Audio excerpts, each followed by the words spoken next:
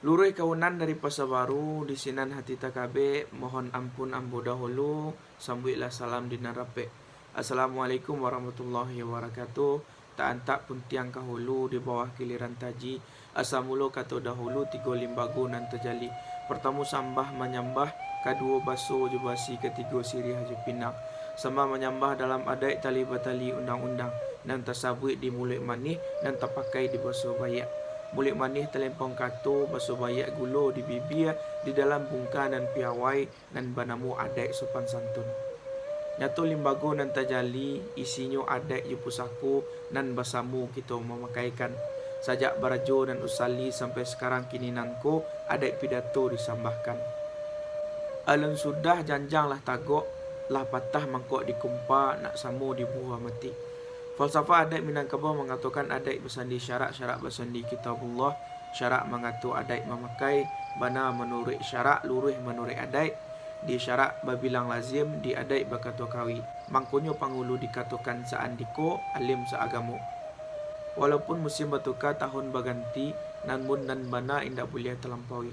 Setentang je itu, ada beberapa perkara nan keambu banakan pakai dun sanak sula bendam projek setentang je diri ambo dan kamalelokan sepanjang adai di dalam alek kininanku. Ibarat biduk kacik dan alun sudah, pakakeh dan alun langkok bana, jikok balaya menapi-napi, jikok bakato di bawah-bawah.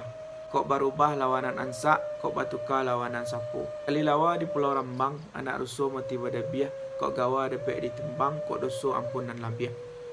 Berjumpa kita balik di sana, Sulai Bendam Project dimanapun berada. Alhamdulillah pada kesempatan kali ko kita kembali menjumpai kawan-kawan dalam rangka meningkatkan baliak baraja-raja baliak, mau ulang-ulang kaji baliak setentangan jo adat dan budaya Minangkabau. Dak lama ko di sana dan kawan-kawan kesadonyo, ambo pernah ditanya di lapangan oleh kawan-kawan ambo juo. Ibaratnya pertanyaan yang muncul dari kawan-kawanku adalah di ma abang baraja pepatah Minangko dan pengertian pepatah Minang tu di ma baraja. Nah, lah mulai ada pertanyaan-pertanyaan serupa itu kawan-kawan dan usana kesadunya. Dari ambo pribadi di lapangan tidak langsung menjawab. Ambo berikan senyuman seperti biasa. Kalau membahas terkait itu harusnya memang ada ruang antara ambo jo yang bertanya. Jadi harapannya beko tidak salah paham saat penyampaian dan penjelasan ambo di lapangan. Jadi melalui video ku ambo cuba jalihkan dusana dan kawan-kawan kesadonyo. Sebenarnya di saat ada orang-orang bertanya, di saat ada kawan-kawan bertanya, dusana kesadonyo lah mulai bertanya. Di saat itulah ambo berhasil untuk mengadukan channel Iko sebenarnya di sana. Karena tujuannya adalah kita sebagai pemuda dan pemudi Minangkabau harus melek, harus paham dan harus sadar dengan kehadiran dari adat budaya Minangkabau. Karena indak menjadi pertanyaan yang lumrah seharusnya, indak menjadi pertanyaan yang dimunculkan oleh pemuda dan pemudi Minangkabau ke ambo pribadi yang notabene adalah pemuda Minangkabau gitu. Kita adalah generasi Minangkabau. Jadi ala sepatutnya jikalau kita sehari-harinya di dalam kehidupan kita sehari-hari kita menggunakan kata-kata ataupun kiasan-kiasan Minang. Nah, jadi kalau kawan-kawan lah mulai bertanya, berarti kawan-kawan adalah mulai tertarik jawab apa yang kita coba sajikan dalam keadaan yang sederhana mungkin kok. Itu pada intinya kawan-kawan. Karena kita pemuda dan pemudi Minang, adat budaya Minangkabau ko jangan sampai kita merasa asing. Karena itu adalah adat budaya gitu. Jadi jangan sampai asing. Jangan wak merasa ketika ada kawan kita menggunakan bahasa ataupun kiasan-kiasan Minang, kita merasa itu adalah hal yang baru kita dengar gitu kan. Nah, sebenarnya kan harusnya tidak serupa itu. Akan tetapi memang ada juga pemuda dan pemudi Minang ko, kawan-kawan kita ko, dan mungkin saja Allah beraja gitu kan. Allah memahami hal itu ataupun Allah mendengar iko juga. Atau juga di kampungnya Allah biasa menggunakan pepatah dan petiti Minangko.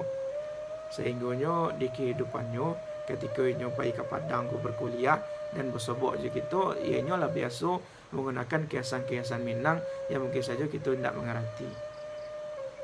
Yang paling penting, yang paling menjadi kuncinya adalah lusana, apakah indah gitu kan? Apakah indah rancak rasanya kiasan-kiasan Minang tu kita gunakan dalam bahasa sehari-hari. Nah, kini coba kita tanya kepada diri kita, dalam seharian ko berapa banyak kosakata Minang yang ala kita gunakan saat mengecek jo saudara-saudara kita, dusana-dusana kita yang kita temui sehari ko.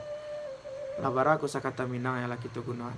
Apakah kita hanya 100%-nya menggunakan bahasa Indonesia ataupun mungkin menggunakan bahasa Inggris yang sebenarnya jauh mana dari adat budaya Minangkabau. Nah, pada kesempatan kali ini di sana untuk menambah juga materi kita sebenarnya untuk pembelajaran kita dan diskusi kita pada hari ini, yaitu terkait katonan ampe. Nah, kita membahas bahwa komunikasi orang Minang kepada saudaranya, kepada sanak saudaranya ketika bersobok di kesehariannya. Nah, orang Minang seperti yang kawan-kawan ketahui dan sanak ketahui, ada namanya katonan ampe. Jadi kalau ada kawan-kawan dikatakan tak tahu jenan ampe, berarti ada dan salah dia cara kawan-kawan berkomunikasi. Kalau hal itulah disampaikan kepada diri kita harus introspeksi diri capek-capek dan sana. Karena itu adalah sebuah pernyataan bahwasanya kita tak tahu jo adat, tak tahu jo adab, tak tahu jo etika dan sana kesadanya. Itu adalah menjadi sebuah inok manuangan untuk diri kita sebenarnya. Karena dalam segi etika berkomunikasi kita adalah salah berarti. Makanya dikatakan oleh orang-orang tua kita, kawan-kawan kita mungkin saja bahasanya kita tak tahu jenan ampe. Jadi pada hari ini dan sana kita akan coba bahasa ketek saja terkait katonan ampe. Yang pertama katonan ampe itu yang pertama adalah kato mendaki di sana. Jadi kato mendaki ko adalah adab dan etika kita berkomunikasi jo orang yang lebih tua daripada kita. Contohnya kita yang berkuliah hari ko, bersekolah hari ko, tentunya kita punya guru, tentunya kita punya dosen. Kalau untuk orang tua kita, orang tua kandung di rumah, itu ala putih lah kajinya dek kawan-kawan. Tak mungkin kawan-kawan akan berkata buruk ke orang tua surang. Nah, ambo positif saja kepada pemuda dan generasi muda-mudi Minang. Itu tidak akan mungkin terjadi. Dan yang perlu kita waspadai adalah ketika bersobok jo orang yang lebih tua di luaran dari keluarga kita, dosen kita, guru kita, kawan-kawan kita, ataupun kalau kata mendaki ku untuk orang yang lebih tua, intinya siapapun itu orang yang lebih tua dari kita. Lalu yang kedua kawan-kawan, ada namanya kata menurun. Kata menurun ku ketika kita mengecek kepada orang-orang yang lebih muda dari kita. Bisa jadi adik-adik kita, bisa jadi juga orang-orang yang memang indak seumuran lagi juga kita. Intinya adalah orang-orang yang ataupun sanak-sanak kita, adik-adik kita yang mempunyai umur lebih ketek dari kita.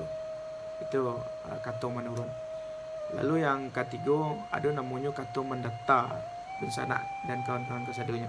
Kata mendata aku diperuntukkan kepada kawan-kawan yang semu kadang. Ya, kita jangan sampai salah paham kawan-kawan.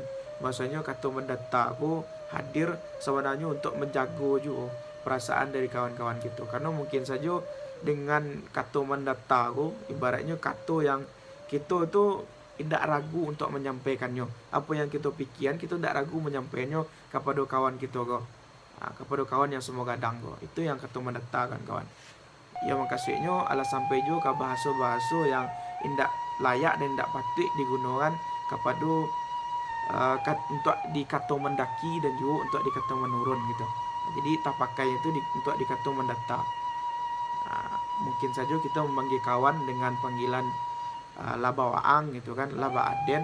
Nah, hal-hal itu sebenarnya perlu juga untuk dipastikan bahwasanya kawan kita kok paham dengan bahasa-bahasa yang serupa itu. Ada juga di sana kita kok kawan-kawan kita kok walaupun semua kadangnya merasa sakit hati juga ketika kita pawaangan kan itu tuh. Padahal dalam bahasa Minang waang itu artinya kamu gitu kan. Anda gitu dalam bahasa Indonesia, ataupun bahasa Inggrisnya you. Itu bahasa Inggris teh kawan-kawan. Jadi serupa itu. Jangan sampai ketika kita memakaikan kata mendaftar ke kawan-kawan gitu, tapi dia tidak paham terkait itu, nyo akan berang gitu kan di bawah angan, nyo akan aneh merasa gitu lah. Tapi kalau kita nan paham, kuliah kita gunakanlah kata mendaftar serupa itu. Lalu yang kampe kan kawan, nah itu yang paling banyak diragui sebenarnya. Yang pengertiannya ko yo agak sakit tertutupilah jikalau awak tidak memahami betul. Jadi kata nampeknya ko ataupun yang kampe ko adalah kata malereng namanya kawan-kawan. Kata malereng. Kata malereng ko digunakan untuk di saat kita mengecek jo seseorang gitu ya. Ibaratnya siapapun itulah, orang yang lebih muda, lebih tua ataupun sama kadang, kita ibaratnya punya keterbatasan untuk menyampaikan pikiran gitu. Kalau dengan kawan kata mendata tadi gitu kan, dengan kawan tuh ya boleh aja kita bisa saja menyampaikan apa yang ada di dalam hati dan pikiran kita seluas-luasnya gitu. Tapi kepada kata malereng kita akan punya hambatan untuk itu, tidak lapeh kita mengecek. Nah untuk itu di sana ambil lagi lah permisalan. Contohnya itu adalah ketika seorang menantu hendak mengecek kami tuanya, serupa itu. Ataupun kita hendak mengecek ke sepupu gitu. Ya, orang-orang yang ibaratnya memang kita tidak bisa secara lapeh mengecek apa yang ada di dalam pikiran gitu. Siapapun itulah kawan-kawan, om, tante, bisa aja digunakan kata malereng ataupun kata mendaki di situ. Tapi yang paling jaleh itu yang kita sagan-sagan menyagan antara minantu jemintu. Seperti itulah contohnya kan kawan-kawan dan sana kesadonya. Oke, dan sana dan kawan-kawan kesadonya, kita sampai di penghujung video ko. Mudah-mudahan bisa bermanfaat balik untuk kawan-kawan kesadonya, dan mudah-mudahan kembali muncul pertanyaan-pertanyaan dan kawan-kawan akhirnya hadir di channel kita ko untuk bersama-sama mempelajari. Karena ambo garis bawahi sekali lagi, ambo hadir di siko bukanlah sebagai orang yang alah paham bana terkait adat di Minangkabau. Karena ambo merasa kurang, makanya ambo belajar, dan makanya ambo ingin menularkan keingintahuanku, keresahanku kepada kawan-kawan kesadunya. Itu aja ya, bukan niat untuk mengajari, sama sekali tidak ada. Jadi pada kesempatan kali ko ala kita bahas kata nampek kawan-kawan. Jangan sampai juga kawan-kawan dikatakan tidak tahu jangan nampek leh setelah itu. Karena berarti kawan-kawan Allah rendah mana dipandang oleh masyarakat. Dalam segi komunikasi, kawan-kawan adalah turun level dari masyarakat gitu. Bakal menjadi pemimpin di Minangkabau, sedangkan di lingkungan kawan-kawan saja kawan-kawan tidak tahu juga kata nampek. Mudah-mudahan dipahami kawan-kawan. Wabillahi taufiq wal hidayah. Tantu akan naik, telantuang keturun. Mohon maaf. Wabillahi taufiq wal hidayah. Wassalamualaikum warahmatullahi wabarakatuh.